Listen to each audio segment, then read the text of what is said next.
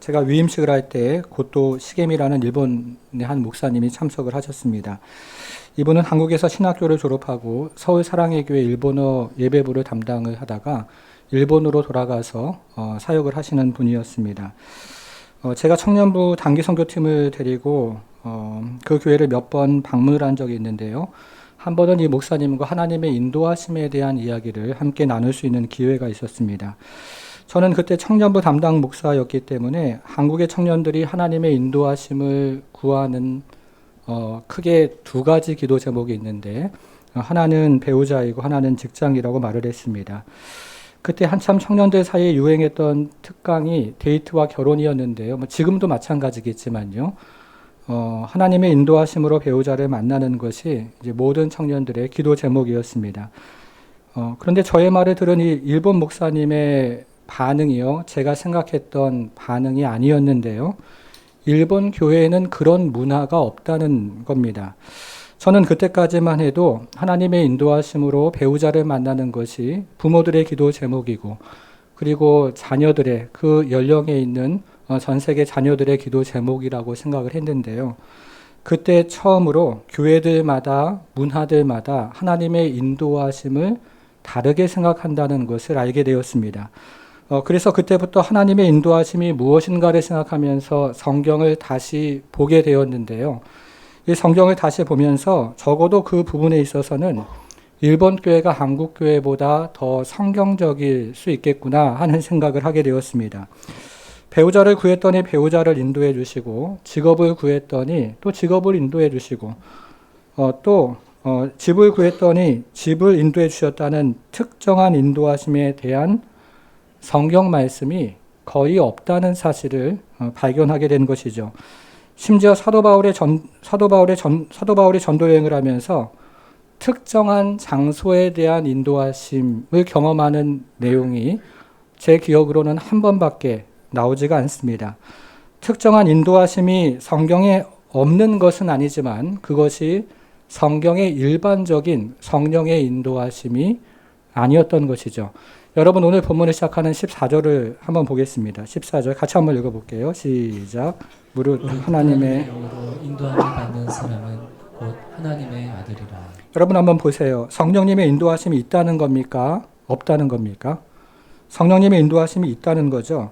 특별히 지금 여기에 나오는 인도하심을 받는다는 헬라 말은요, 수동태로 되어 있기 때문에 성령께서 주도하시는 인생에 인도하심이 있다라고 분명히 우리가 읽은 14절은 이야기를 하고 있습니다. 그런데 오늘날 이 성령님에 대한, 또 성령님의 사역에 대한 수많은 오해가 있기 때문에 우리는 그것을 성경을 가지고 세 가지로 한번 정리를 해보겠습니다.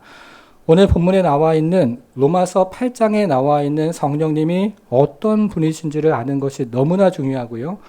그 성령님에 대한 이해로부터 성령님이 어떤 사역을 하시는 분인지를 아는 것이 너무나 중요한데요. 그것을 세 가지로 한번 생각을 해보겠습니다. 첫 번째는요. 첫째, 성령은 생명의 영입니다. 생명의 영이라는 것이죠. 성령님은 신자를 생명으로 인도하십니다. 여러분, 우리가 지금 로마서 8장을 읽고 있는데요. 우리는 성경 한 구절 한 구절을 읽고 묵상하는 것이 대단한 유익을 경험합니다. 더불어서요, 우리가 성경을 읽을 때 성경을 덩어리로 읽으면 또 다른 유익을 경험하는데요. 예를 들면 이런 것이죠. 한 구절 한 구절을 보는 것을 나무를 보는 것이라고 생각한다면 전체 덩어리를 보는 것을 숲을 보는 것이라고 생각할 수가 있는데요.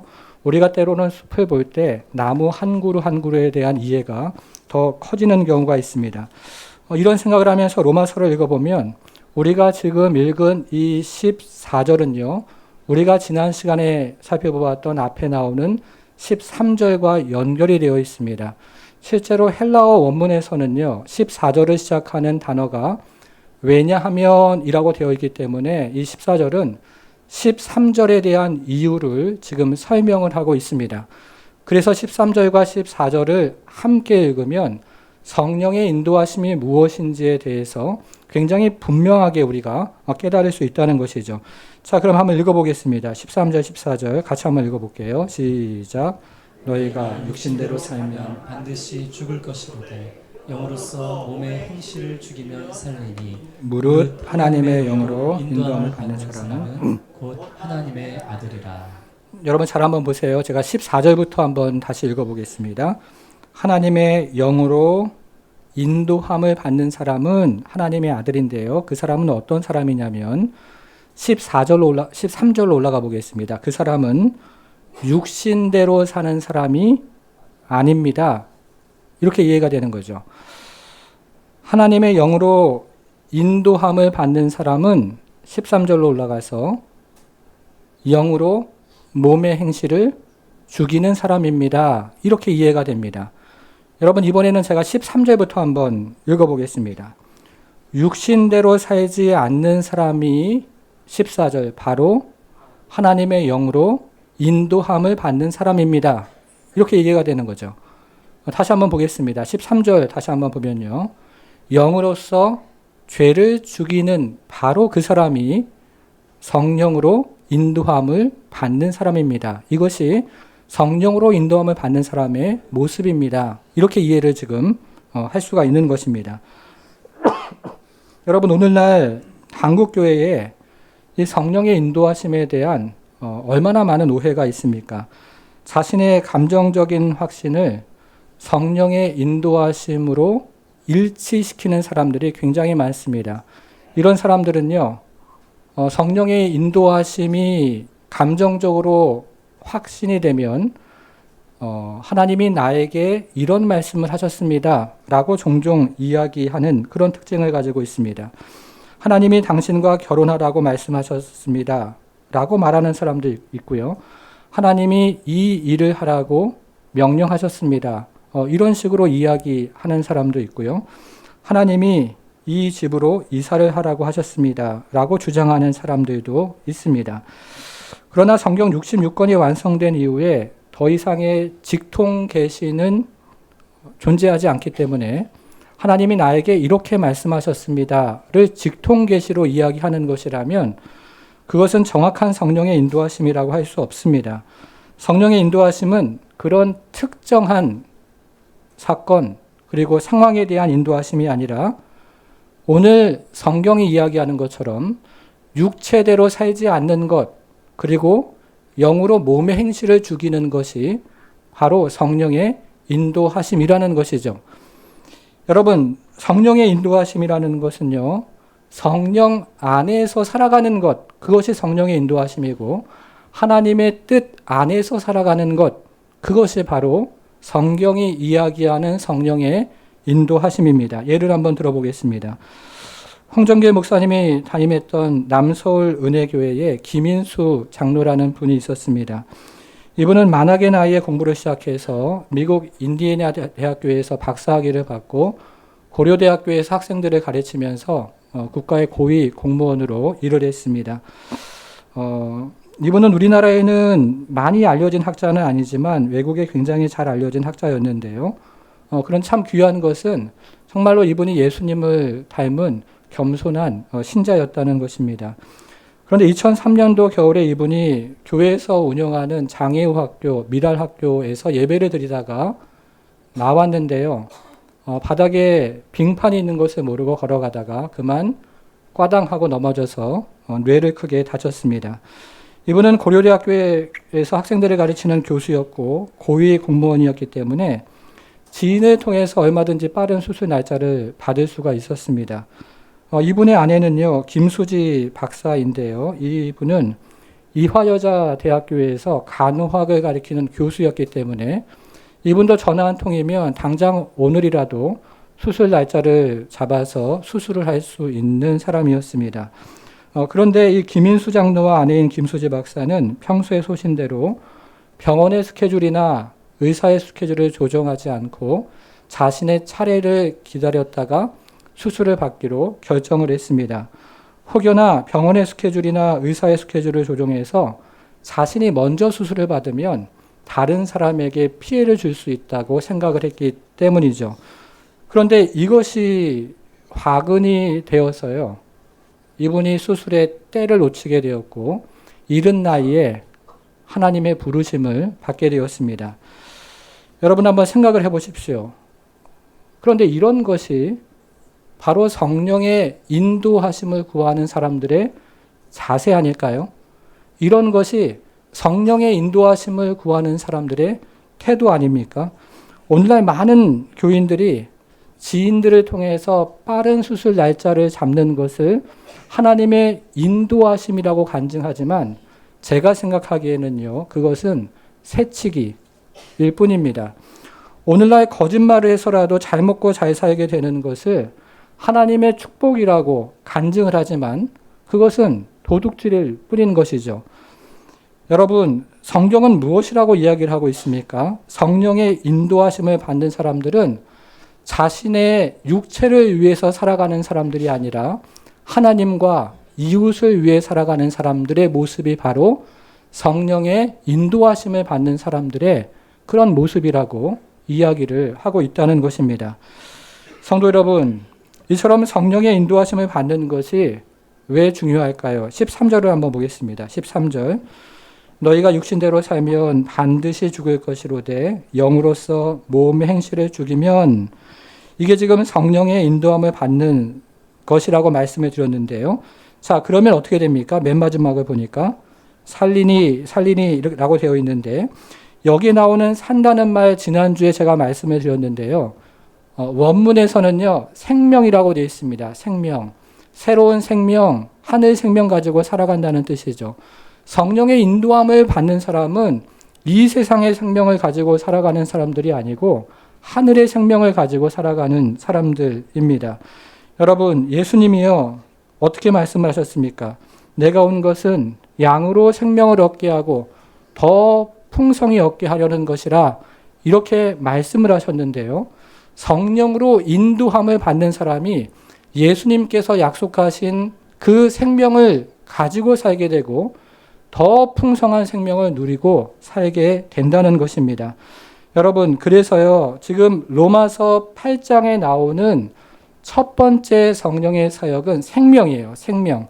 생명을 주시고 생명을 풍성케 하시는 것이 로마서 8장에 나오는 첫 번째 성령의 사역입니다. 2절을 한번 볼게요. 2절. 이는 그리스도 예수 안에 있는, 뭐라고 되어 있습니까? 표시를 한번 해보겠습니다. 생명의 성령의 법이 죄와 사망의 법에서 너를 해방하였습니다. 여러분 6절로 한번 가보세요. 6절. 육신의 생각은 사망이요 영의 생각은 생명과 평안이니라. 성령께서 생명을 주신다는 것이죠. 성령이 생명의 영이라는 것입니다. 자, 13절도 한번 가보겠습니다. 너희가 육신대로 살면 반드시 죽을 것이로되 영으로서 몸의 행실을 죽이면 생명을 누리며 살게 될 것이다. 이렇게 약속을 하고 있지 않습니까? 성령께서는 생명의 영이세요. 그래서 성령은 우리에게 생명을 주시고 더 풍성한 생명을 누리게 하십니다. 사랑하는 여러분, 꼭 기억하십시오. 성령은 생명의 영이십니다. 성령님은 우리에게 생명을 주십니다. 더 풍성한 생명을 주시는 분이 바로 이 성령 하나님이세요. 성령님은 죽은 영혼에 생명을 주시고요. 메마른 영혼에 생명을 주시는 분이십니다. 성령님은 죽은 가정에도 생명을 주시고요. 메말라 비틀어가는 민족과 교회에도 생명을 주시는 분이십니다. 사랑하는 여러분, 성령님이 여러분의 영혼에 생명을 주시기를 바랍니다. 성령께서 여러분의 가정과 또 이 땅에 있는 교회 위에 생명을 주시기를 바랍니다. 두 번째 성령의 사역이 있는데요. 두 번째 성령은 양자의 영입니다. 양자의 영. 로마서가 증거하는 첫 번째 성령의 사역은 생명이었습니다. 그런데 성령의 사역은 여기서 끝나지가 않습니다. 두 번째 성령의 사역이 있는데요. 이 두 번째 성령의 사역은 우리가 하나님의 자녀인 것을 증거하시는 양자됨을 증거하시는 사역입니다. 자, 한번 보겠습니다. 14절에서요. 아들이라는 말의 표시를 한번 해보겠습니다. 14절 아들. 자, 15절에 양자라는 말이 나오죠. 예, 찾았습니까? 자, 16절에는 어떤 말이 눈에 들어오세요? 자녀. 예, 17절 한번 찾아보세요. 어떤 말이 또 눈에 들어오십니까? 상속자, 다 자녀라는 말이죠. 이처럼 우리가 하나님의 자녀인 것을 증거하시고 하나님의 자녀로 이 땅을 살아가게 하시는 분이 누구냐면 그분이 바로 성령님이라는 것입니다. 자, 15절을 같이 한번 읽어보겠습니다. 15절이요. 시작. 너희는 다시 무서워하는 종의 영을 받지 아니하고 양자의 영을 받았으므로 우리가 아빠 아버지라고 부르짖느니라. 여러분 여기는 두 가지 영이 나오는데요. 종의 영, 양자의 영이 나오죠. 종의 영이 무엇일까요? 종의 영이라는 말 앞에 있는 단어를 보니까요. 무서워하는 종의 영이라고 되어 있습니다. 그래서 종의 영은 내 안에서 불안한 마음을 일으키게 하는 영이고 내 안에서 두려운 마음을 일으키게 하는 영을 종의 영이라고 이야기합니다. 내가 하나님 앞에서 일을 잘하면 사랑을 받겠지만 내가 하나님께 이것도 안 하고 저것도 안 하면 쫓겨날 거야, 버림을 받을 거야 라고 생각을 하면서 두려운 마음을 일으키고 걱정하는 마음을 일으키는 영이 바로 종의 영이라는 것입니다. 여러분, 그러나 성령은 어떤 영이십니까? 양자의 영이죠. 우리의 자녀됨을 가지고 살아가게 인도하시는 양자의 영이라고 이야기를 하고 있습니다. 그런데 우리 문화에서는 이 양자라는 단어가 주는 어감이 있습니다. 조선시대 때요. 저 구석에 가서 눈칫밥 먹는 서자 머릿속에 떠올릴 수도 있고요. 정인이 사건처럼 부모로부터 학대받는 입양아를 머릿속에 떠올릴 수가 있습니다. 그러나 사도 바울이 지금 이 편지를 쓸 당시의 양자는 그런 의미가 아니었겠죠. 당시 로마 사람들은 자신의 부와 명예를 지켜낼 수 있는 훌륭한 인물을 선택을 해서 그 사람을 자신의 양자로 삼았습니다. 여러분, 예수님 당시의 로마 황제가 아우구스투스인데요. 이 사람이 어떻게 황제가 되었냐면 이 사람도 양자로 그 첫 번째 가이사라에게 입양이 되어서 황제가 되었습니다. 그러니까 당시의 양자는요, 그 가정의 진짜 첫째 아들 장자와 비교해서 털끝만큼도 열등하지 않은 그런 아들이 양자였는데 바로 성령께서 우리가 하나님의 자녀인 것을, 양자인 것을 증거하시는 분이라고 이야기하는 것입니다. 이처럼 성령은 우리가 하나님의 자녀인 것을 증거하시고 우리가 하나님의 자녀로 살아가도록 인도하시는 분이 성령님이신데요. 이것을 16절에서 이렇게 이야기합니다. 16절을 큰 소리로 같이 한번 읽어보겠습니다. 시작. 성령이 친히 우리의 영과 더불어 우리가 하나님의 자녀인 것을 증언하시나니. 자, 여기는 두 가지 영이 나옵니다. 첫째는 우리의 영인데요. 우리의 영이 하나님의 자녀인 것을 증거합니다. 두 번째는요. 성령님이신데요. 성령께서 우리가 하나님의 자녀인 것을 증거하십니다. 여러분, 그런데 저는 이 구절을 보면서요. 우리의 영이 하나님의 자녀인 것을 증거하신다는 말이 오랫동안 굉장히 어려웠습니다. 어떤 특정한 느낌이 내 안에 있어서 그것이 언어적이건 비언어적이건 어떤 특정한 감정이 내 안에서 하나님의 자녀인 것을 증거해 주시면 이 말씀이 어떤 말씀인지 깨닫겠는데 그런 때가 별로 없었기 때문에 이 말씀이 저에게는 굉장히 좀 어려웠습니다. 그래서 다시 한번 이 말씀을 생각해 보았는데요. 이 말씀은 그런 의미가 아닙니다. 이 말씀은요. 우리의 영이 하나님의 자녀인 것을 증거할 때 나타나는 특징이 있다는 의미입니다. 여러분, 우리의 영이요. 하나님의 자녀인 것을 증거할 때 우리가 어떻게 할까요? 하나님을 조금 더 신뢰하게 되고 하나님의 말씀을 듣게 되고 그리고 부족하지만 예수 그리스도를 따라가는 그런 은혜를 경험하는 것이죠. 여러분들이 신앙생활을 하면서 하나님을 신뢰하게 되고 말씀을 듣고 그리고 예수 그리스도를 따라가기로 결심을 하는 것은요. 그것은 여러분 안에 있는 여러분의 영이 하나님의 자녀인 것을 증거를 하기 때문에 그런 것입니다. 여러분, 그러나 우리의 영만 하나님의 자녀인 것을 증거하지는 않습니다. 이 구절에 보니까요. 우리의 영뿐만 아니라 성령께서 우리가 하나님의 자녀인 것을 증거하신다. 이렇게 되어 있죠. 제가 앞에서 그 고토 시게미 목사님에 대한 이야기를 잠시 들려드렸는데요. 오래전에 청년들을 데리고 이바라키 현에 있는 우라와 복음교회 그 목사님이 심호하시는 교회인데요. 이 교회를 방문을 해서 세족식을 함께 했던 기억이 있습니다. 근데 그때 정말 하나님께서 놀라운 은혜를 주셨는데요. 이 성령님께서 그곳에 있는 모든 사람 마음 가운데 하나님의 사랑이 얼마나 큰가를 너무 강력하게 부어주셔서 우리가 함께 그때 세족식을 하면서 그곳에 있었던 모든 사람들이 정말 펑펑 울었던 그런 기억이 있습니다. 나중에 간증들을 돌아가면서 하는데요. 그곳에 있는 모든 사람들에게 이런 동일한 마음을 주셨어요. 우상이 가득한 나라에서 하나님을 섬기는 이 일본 교회가 얼마나 귀한지, 그리고 그 나라에서요, 정말 그리스도인이 정말 작은 소수인 그 나라에서 하나님을 섬기는 신자들, 그리고 목회자들이 얼마나 존귀한지, 이런 마음을 그곳에 있는 모든 사람들에게 주셨던 것이죠. 여러분, 이런 것이 바로 성령께서 친히 우리가 하나님의 자녀인 것을 증거하신다 하는 말의 의미가 됩니다. 사랑하는 여러분, 한번 생각을 해보십시오. 우리의 영은 어떻습니까? 연약하죠. 우리의 영은 연약합니다. 자신의 행위를 보면서요, 하나님께서 나의 기도를 듣지 않으실 거야 라고 생각하는 것이 우리의 영입니다.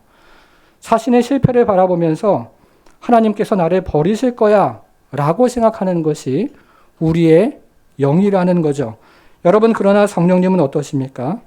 성령님은 우리의 행위가 아니라 믿음으로 하나님 앞에 나아갈 수 있다고 격려해 주시는 분이 성령님이십니다. 그 성령님은 우리로 하여금 하나님 앞에 당당하게 나아가서 그분의 자녀의 권세를 가지고 살 수 있도록 격려해 주시는 분이 바로 양자의 영이신 성령님이라는 것이죠.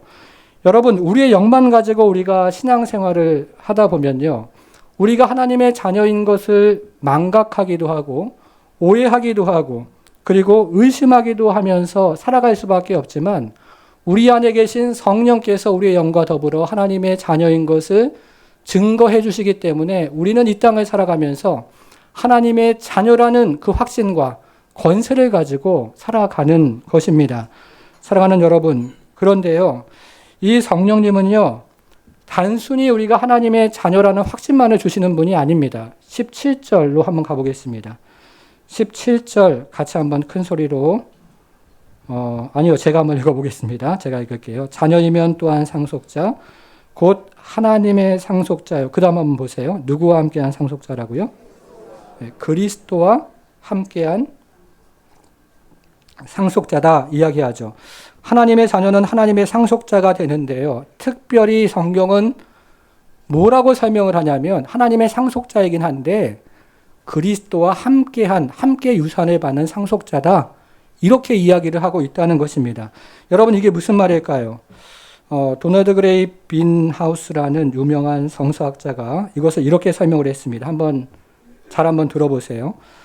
한 아버지가 죽으면서 4명의 자녀에게 1000평의 땅을 물려주었습니다. 그러면 한 명의 자녀가 차지하는 땅은 얼마가 되죠? 250평이죠. 나머지 750평에 대한 권리는 없습니다. 그런데 이 아버지가요, 각자에게 250평, 250평을 물려준 것이 아니고 이 아버지가 공동 상속으로 이 1000평을 물려주었습니다. 여러분, 그러면 어떻게 될까요? 4명의 자녀 모두가 1000평에 대한 권한을 갖게 됩니다. 그렇죠? 4명의 자녀 모두가 1000평을 소유하면서 그 1000평에 대한 권한을 갖게 되는 것이죠. 여러분, 무슨 말입니까? 예수 그리스도와 함께한 상속자라는 것이 바로 이런 의미를 가지고 있다는 거예요. 예수님께서 소유하신 모든 것이 우리가 부활해서 우리의 소유가 된다는 뜻입니다. 예수께서 가지고 계시는 그 무한한 영광, 그 하늘의 복을 우리도 동일하게 부활해서 누린다는 이야기를 그리스도와 함께한 상속자다, 이렇게 말씀을 하고 있다는 것이죠. 여러분, 얼마나 놀라운 복이에요. 별로 안 놀라시는데요. 얼마나 놀라운 복입니까? 그렇죠? 얼마나 놀라운 진리입니까? 우리도 그날에 예수 그리스도와 함께 공동상속자가 되어서 그분의 영광과 그분의 권세와 그분의 복과 그분의 은혜와 능력을 함께 누리는 그런 자녀로 된다는 것입니다. 성도 여러분, 이것이 성령의 두 번째 사역입니다. 우리가 하나님의 자녀인 것을 깨닫게 하시고 하나님의 자녀로 이 땅을 살아가게 하시고 거기서 그치는 것이 아니라 마지막 날에는 그 영광, 예수 그리스도의 그 영광을 함께 상속받는 그 은혜를 우리에게 주시는 이 양자의 영이 바로 성령의 두 번째 사역이라는 것이죠. 여러분 광고 들으신 것처럼 어제 박도리 성도의 소천 위로 예배가 있었습니다. 여러분들이 잘 모르시는 분일 텐데요. 이 코로나 전에 잘 나오셨던 분입니다. 근데 제가 이제 신방을 가보면 이분이 걱정이 되게 많은 인생을 살아왔고 염려가 굉장히 많은 인생을 살아왔습니다. 굉장히 연약한 그런 인생을 혼자 오랫동안 이렇게 사셨던 분이세요. 그런데요, 목회자들은요, 이런 분들이 더 마음에 걸리고 또 마음에 쓰입니다. 그래서 소천 소식을 듣고 우리 박 목사님에게 이야기를 해서 조금 더 위로할 수 있도록 우리가 점심시간에 가서 조금 더 오랫동안 앉아있다 오면 좋겠다 이렇게 이야기를 했습니다. 근데 어제요 정말 많은 분들이 오셨어요. 장로님들도 다 오시고 권사님들도 굉장히 많이 오시고 또 어떤 집사님은요 1시간이 넘는 거리에서 비가 오는데 오신 분도 계십니다. 제가 물어봤어요. 어떻게 잘 아시냐고. 잘 모르는데 연락을 받고 왔다고 이렇게 말씀을 하시더라고요. 그 공간이 큰 공간은 아니었는데요. 그 공간이 거의 우리 교인들로 가득 차서 함께 위로하며 식사를 나누었습니다. 그런데 그 장소에요. 그 박도리 성도의 손녀딸이 있었는데요. 이 손녀딸의 그 모습을 보면서 뭔가 가슴에 감동이 있었던 것 같아요.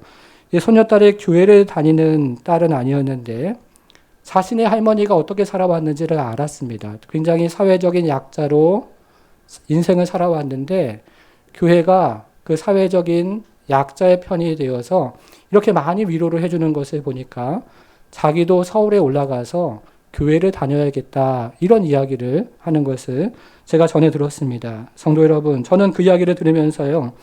이것이 성령께서 인도하시는 교회의 모습이라는 생각이 들었습니다. 성령께서 그 사람의 신분이나 지위나 배움과 상관없이 예수를 믿는 모든 하나님의 자녀를 존귀한 성도라고 이야기하신다는 거죠. 약하고 부족하고 쓸모없는 것들을 택해서 천하보다 귀한 하나님의 자녀라고 성령께서 증거하신다는 것입니다. 사랑하는 여러분, 여러분들이 하나님의 자녀인 것을 믿으시기를 바랍니다. 육신의 질병과 마음의 질병을 가지고 살아갈지라도 예수 그리스도를 믿는 모든 여러분들은 하나님의 귀한 자녀입니다. 경제적인 성공을 최고의 가치로 여기는 세상에서 물질적인 어려움을 당하며 살아갈지라도 예수 그리스도를 믿는 모든 여러분들은 존귀한 하나님의 자녀인 것이죠. 사회적인 지위와 명예로 사람을 평가하는 세상에서요. 그런 사회적인 지위, 명예 없더라도 예수 그리스도를 믿는 모든 자녀들은 천하보다 귀한 자녀라고 성령께서 말씀해 주고 계신다는 것이죠. 사랑하는 여러분, 주님께서 말씀하십니다. 성령께서 이야기하시는데요. 우리 안에 있는 성령이 영광의 그 자리까지 인도해 주신다고 말씀하십니다. 자, 세 번째 성령의 사역입니다. 세 번째 성령의 사역은요. 영광의 영입니다. 영광의 영. 자, 한번 정리를 한번 해보겠습니다. 성령의 첫 번째 사역은요. 생명이었고요. 두 번째 사역은요. 양자, 우리가 양자인 것을 증거하시는 분이십니다. 자, 로마서 8장 성경이 이야기하는 성령의 세 번째 사역이 있는데 그것은 영광입니다. 영광에 이르는 그 은혜를 우리에게 주신다는 것이죠. 여러분, 그런데요. 이 영광에 이르는 과정에서 우리가 피할 수 없는 것이 있습니다. 그것이 무엇이냐면 고난과 탄식인데요. 그래서 이 마지막 단락을 사도 바울은 이야기하면서 영광에 이르기 전에 경험하는 그 고난과 탄식에 대한 이야기를 세 가지로 먼저 들려줍니다. 이것을 이해하고 나서 우리가 그 다음 이야기를 한번 살펴보겠습니다. 첫 번째 탄식은요, 피조물이 경험하는 탄식입니다. 22절을 한번 같이 읽어보겠습니다. 22절이요. 시작. 피조물이 다 이제까지 함께 탄식하며 함께 고통을 겪고 있는 것을 우리가 아느니라. 이 말씀은 어렵지 않게 우리가 오늘날 이해가 됩니다. 지금 온 지구는요, 기후변화로 인해서 탄식하며 고통을 받는 세상을 우리가 지금 살아가고 있습니다. 미국 애리조나 피닉스에서는 지금 48도까지 폭염이 올라가고 있는데요. 그래서 요즘 그 동네에서는요, 길거리를 가다가 달궈진 아스팔트에 넘어지면 바로 화상을 입는다고 합니다. 유럽은 어떻습니까? 지난해 기온이 48.8도까지 올라가면서요, 지난 한 해 동안 유럽에서만 6만 명의 사람이 죽었습니다. 중국은 올해 52도가 넘어가면서 역대 최고 기온을 갱신을 했습니다. 일본은 지난 7월 마지막 주 한 주 만에 온열질 환자가 1만 명이 발생했다는 뉴스를 접했습니다. 여러분, 우리나라도 그렇죠. 요새 38도가 넘는 그 지역들이 속속 등장하고 있는 그런 상황입니다. 그래서 올해 유엔 사무총장은 지구 온난화 이런 말 대신에요, 지구 열대화, 보일링, 끓어오르는 지구다, 이런 표현을 꺼내 들었습니다. 나사의 기후학자 피터 칼무스는요, 올해를 기준으로 보면 우리가 가장 뜨거운 여름을 보내고 있지만 그 기준점을 10년, 30년, 50년 미래로 옮기면 우리는 가장 서늘한 여름을 보내고 있다는 말로 지금 지구 열대화를 경고를 했습니다. 우리가 만물을 보면 아름답게 보이지만 사실 그 안에는 탄식하는 소리, 고통하는 소리가 있다는 것이죠. 아담의 죄로부터 시작해서 인간의 죄로 말미암아서 지금 온 지구가 탄식하고 고통하는 중에 있습니다. 이것이 첫 번째 탄식입니다. 자, 두 번째 탄식이 있는데요. 이 두 번째 탄식은요, 성도의 탄식입니다. 23절을 같이 한번 읽어보겠습니다. 23절 시작. 그뿐 아니라 또한 우리 곧 성령의 처음 익은 열매를 받은 우리까지도 속으로 탄식하여 양자될 것 곧 우리 몸의 속량을 기다리느니라. 이 땅을 살아가는 모든 성도들에게 탄식이 있다고 이야기합니다. 예수를 믿고 새로운 생명을 가지고 살아가지만 우리에게도 탄식이 있습니다. 그 이유가 무엇일까요? 두 가지 이유가 있는데요. 하나는 이 육체의 연약함 때문에 그렇습니다. 질병과 죽음과 이런 것들에 시달리는 육체의 질그릇 같은 연약함 때문에 그렇습니다. 두 번째 이유는요, 죄 때문에 그렇습니다. 여전히 부패한 본성이 성도 안에 남아 역사하기 때문에 탄식할 수밖에 없는 인생을 살아간다는 것이죠. 자, 오늘 본문에 나오는 세 번째 탄식이 있는데요. 26절을 보겠습니다. 26절에 나오는 탄식은요, 성령님의 탄식입니다. 그 생각을 하면서 같이 읽어보겠습니다. 시작. 이와 같이 성령도 우리의 연약함을 도우시나니 우리는 마땅히 기도할 바를 알지 못하나 오직 성령이 말할 수 없는 탄식으로 우리를 위하여 친히 간구하시느니라. 여러분, 성령께서 탄식하는 이유가 무엇일까요? 성령님의 탄식은요, 우리와 같은 탄식이 아니고 하나님의 자녀들을 위한 탄식입니다. 성령님은 하나님의 자녀들이 아파할 때 함께 아파하며 탄식을 하시고요, 하나님의 자녀들이 고통을 받을 때 함께 고통을 받으며 탄식을 하십니다. 여러분, 그 사실이 정말 믿어지십니까? 제가 섬겼던 서울 사랑의 교회는 건축의 문제로 3년 동안 탄식과 고통의 시간을 겪었던 적이 있습니다.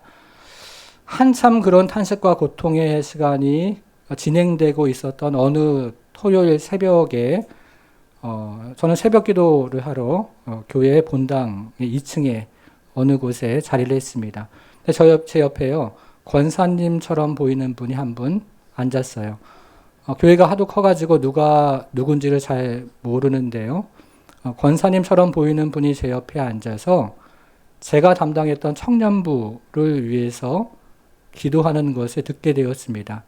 제가 일부러 들으려고 들었던 것은 아닌데요, 어떻게 이렇게 청년부의 사정을 잘 알고 청년들을 위해서 구석구석 기도할 수 있을까 하는 생각을 하게 되었습니다. 교회가 싸우고 어려움을 당하면 청년들이 가장 먼저 상처를 받는데요. 하나님께서 그들의 마음을 붙잡아 주시고 또 위로해 주시도록 이분이 정말 하나님 앞에 중보하는 것을 들었던 기억이 있습니다. 교회가 어려울 때 그런 성숙한 어른들이 교회 곳곳에 있었던 것이죠.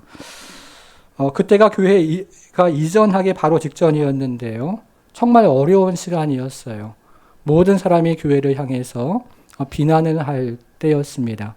세상 사람들도 마찬가지고요. 매스컴에도 여러 번 방영이 되면서 교인들도 또 교회를 향해서 비난을 쏟아낼 때였습니다. 심지어는요, 교육자인 저도 마찬가지였습니다. 교육자이기 때문에 그것을 겉으로 드러내진 않았지만 제 안에도 비난하고 비판하는 그런 마음이 제 안에도 있었던 것이죠.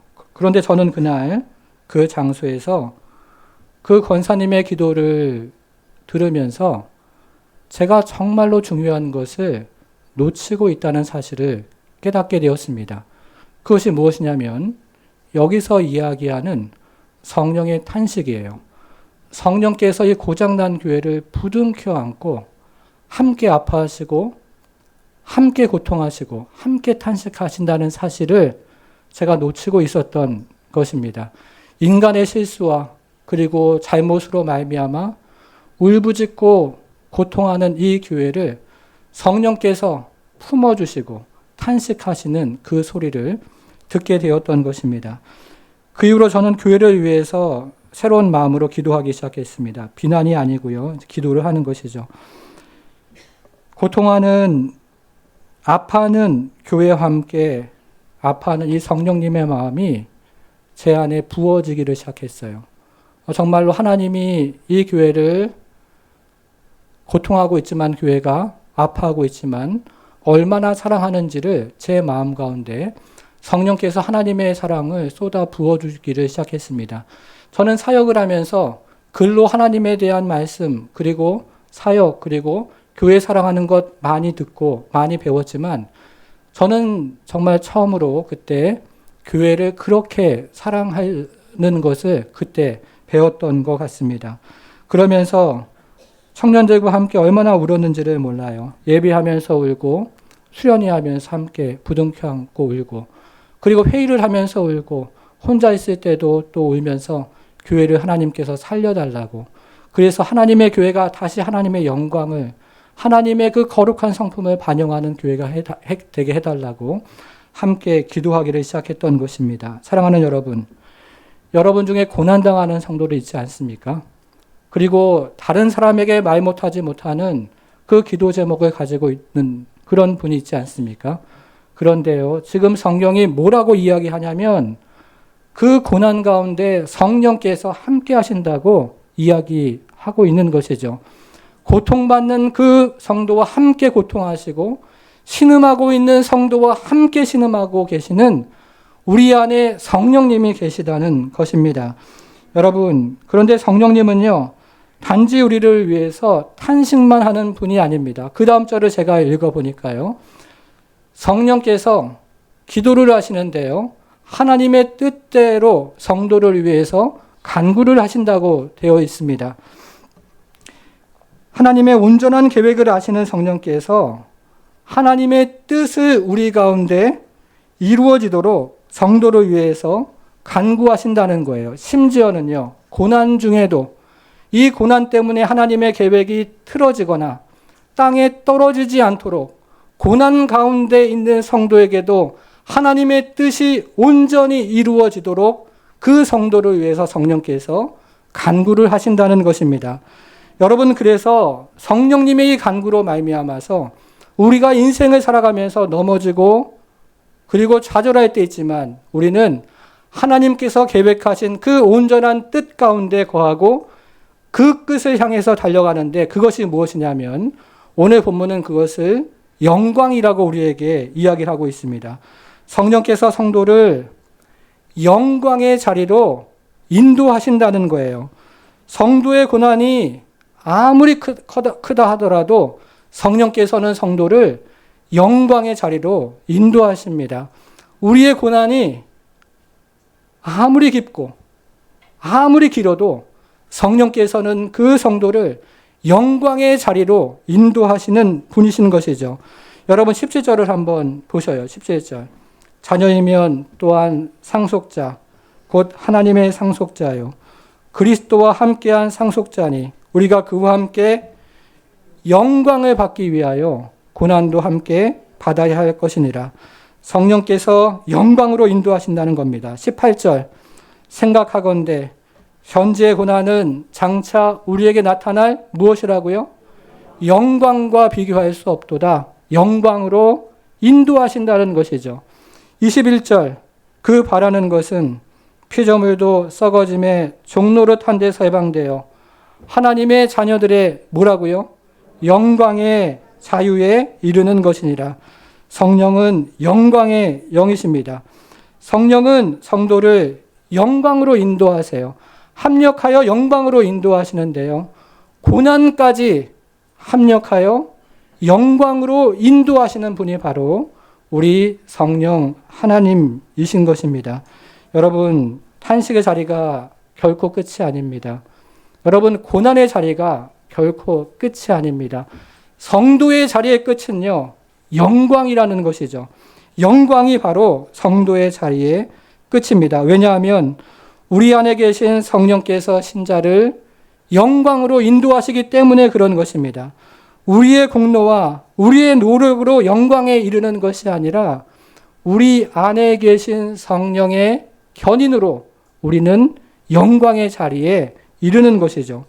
우리의 수고와 우리의 헌신으로 영광의 자리에 도착하는 것이 절대로 아닙니다. 성령께서 우리를 인도하시고 고난 가운데 있는 성도도 그 고난을 영광을 통과하는 문으로 바꾸셔서 성령께서 견인하시는 그 인도하심 때문에 우리는 모두 영광의 자리로 가는 것을 믿는 것입니다. 여러분, 그러면 로마서 8장에 말하는 성령의 사역은 너무나 분명합니다. 세 가지 사역 살펴보았는데요. 첫째, 성령은 생명의 영입니다. 둘째, 성령은 양자의 영입니다. 셋째, 성령은 영광의 영입니다. 성령께서 우리에게 새로운 생명을 주시고 이 땅을 하나님의 자녀로 살아가게 하셨다가 마지막 그 영광의 자리까지 아무도 실패함 없이 이르게 하시는 바로 그분이 성령 하나님이신 것이죠. 여러분, 그러므로 우리의 구원은요, 전적으로 성령 하나님의 은혜입니다. 우리의 수고와 우리의 노력으로 그 영광의 자리에 이르는 것이 아니라 성령 하나님의 인도하심과 그분의 중보하심으로 우리가 그 영광의 자리에 이르는 그런 은혜라는 것입니다. 그러므로 성도의 견인이라는 말의 정확한 의미는 성령의 견인이라고 이야기할 수 있습니다. 사랑하는 여러분, 오늘도 이 성령께서 내 안에 계심을 믿고 그분을 의지하며 그분을 찬송하며 살아가는 그런 성도가 되기를 주님의 이름으로 축원합니다. 함께 찬양하고 우리 기도하겠습니다. 오소서.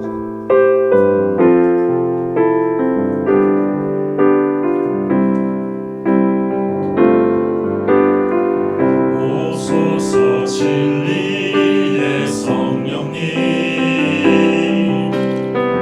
이 땅 흔들며 임하소서. 거짓과 탐욕 죄악에 무너진 우리 가슴 정케 하소서. 오소서 은혜의 성령님, 하늘 가르고 임하소서.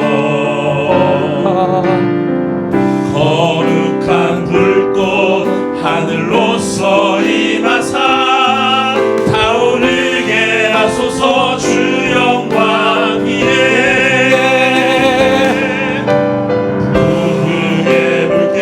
타오르게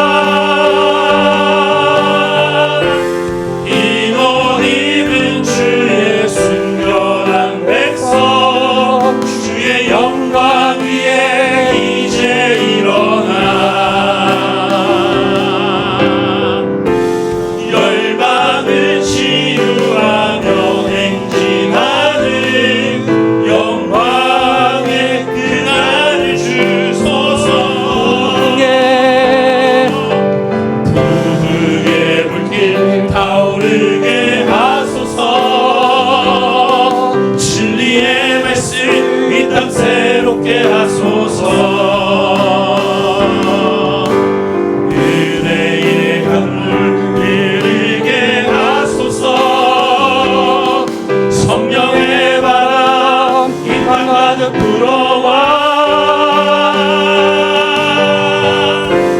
이노님은 주의 순결한 백성 주의 영광 위에 이제 일어나 열방을 치유하며 행진하는 영광의 그날을 주소서.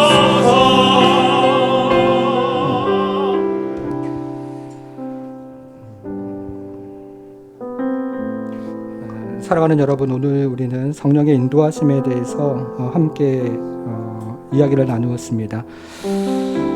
어떤 특정한 인도하심이라기보다 성경이 이야기하는 성령의 인도하심은 로마서 8장 13절이 이야기하는 것처럼 육신대로 살아가지 않고 영으로 죄를 죽이는 것이 성령의 인도하심을 받는 사람의 모습이었습니다. 사랑하는 여러분, 이 안에 우리가 동참해야 합니다. 나의 병을 고쳐주시고 귀신을 쫓아내고 성령님께서 그런 능력 가지고 계시죠. 그러나 성령의 일반적인 성경이 이야기하는 성령의 인도하심은 내가 육신대로 살아가지 않고 영으로 몸의 행실을 죽이며 그분을 내 마음 가운데 모시고 그분을 주인 삼아 살아가는 것이 성령의 인도하심을 경험하는 사람들의 모습인 것입니다. 한국교회가 너무 혼탁한데요. 너무 감각적이고 너무 자극적인 그런 말씀과 성령의 인도하심에 대한 그런 말씀들이 난무하는 이 시대를 살아가고 있습니다. 그러나 우리가 다시 한번 성령님을 의지하며 나의 뜻과 성령의 뜻이 부딪힐 때 성령의 인도하심으로 성령 앞에 순종하며 살아가는, 그래서 우리 평생을 통해서 하나님의 뜻이 이루어지고 성령 아래 살아가는 그런 은혜의 삶, 성도의 삶, 성령의 인도함을 받는 삶, 그 삶으로 우리 자신을 내어 밀고 주 앞에 내어 맡기며 오늘 하루도 남은 인생도 살아가게 해달라고 결단하며 잠시 기도하기를 원합니다. 기도하겠습니다. 하나님 아버지, 이 교회를 주의 영으로 새롭게 해주시고 이 땅에 있는 한국교회, 조국교회를 주의 영으로 새롭게 해주시기를 간절히 기도하옵나이다. 하나님 아버지, 자극적인 감각적인 말씀과 그리고 성령의 하나님 아버지 인도하심을 이야기하는 하나님, 그래서 많은 사람들의 시선을 받으며 세상과 똑같은 방법으로 교회를 세워가고 세상과 똑같은 방법으로 숫자를 불려가며 세상과 똑같은 방법으로 성공의 신화를 하나님 써내려가는 그런 죄악과 하나님 아버지 그런 허탄한 신화들을 우리가 물리치게 하시고 하나님 아버지 성령의 인도하심으로 우리가 육신대로 살아가지 않고 참으로 영으로서 몸의 행실을 죽이는 데서부터 하나님 아버지 성령의 인도하심을 받는 그런 은혜로 살아가는 우리 교회, 이 땅의 교회들이 될 수 있도록 우리 하나님 역사하여 주옵소서. 하나님 아버지, 성령의 바람이 불어오는 것이 무엇입니까? 주님께서 이 땅의 교회들, 하나님 아버지 조국 땅 안에 있는 많은 교회들, 하나님 아버지 다시 한번 성령의 인도하심을 받는 바른 신학과 바른 말씀과 바른 생각을 가지고 세워져 나갈 수 있도록 주님 도와주시고, 무엇보다도 나은 사람 우리 자신이 하나님 아버지 참으로 정직하게 주님 앞에 서서 육신대로 살았던 것을 하나님 돌이키게 하시고 영으로서 몸의 행실을 죽이는 하나님 아버지 그 영광 가운데 참여해서 하나님 우리 가운데 참으로 성령의 인도하심을 받는 은혜와 표적들이 나타날 수 있도록 우리 하나님 함께해 주옵소서. 하나님 부정직한 것들, 거짓말하는 것들, 하나님 그리고 참으로 우리가 스스로를 속이며 주 앞에 바르게 살지 못했던 것들 하나님 아버지 돌이키게 하나님 도와주시고, 하나님 아버지 다음 주에 와서 똑같은 죄를 똑같이 고백하며 하나님 우리의 연약함 때문이라고만 말하지 말게 하시고 우리가 애쓰며 우리가 하나님 아버지 참 성령 의지에서 하루가 하나님 아버지 또 한 주가 또 하나님 아버지 또 1년을 지나는 가운데 변화되고 성령님을 쫓아가고 예수 그리스도의 옷자락을 붙잡고 가는 심령이라도 그분을 따라가는 그런 은혜가 있도록 우리 하나님 역사해 주옵소서. 우리 사랑하는 성도들 기억하여 주시고 하나님 아버지 이 안에 있는 사랑하는 성도들 그리스도의 은혜를 의지하게 하시고 성령의 하나님 아버지 그 크신 품 안에 품어주셔서 하나님 아버지 참으로 성령께서 인도하실 때에 하나님 아버지 그것을 성령의 인도하심으로 깨달을 뿐만 아니라 우리 하나님 은혜 베푸셔서 순종의 자리로 나아가는 그런 은혜도 있도록 주님께서 함께해 주옵소서. 이제는 우리 주 예수 그리스도의 은혜와 하나님의 크신 사랑과 성령의 감화 감동 충만케 하심이 생명의 영이요 양자의 영이며 영광의 영이신 성령님이 나의 인생과 교회를 인도하심을 믿고 성령을 따라 그분을 의지하며 순종하기로 결단하는 모든 성도들 머리 위에 이제부터 영원토록 함께 하실지어다. 아멘.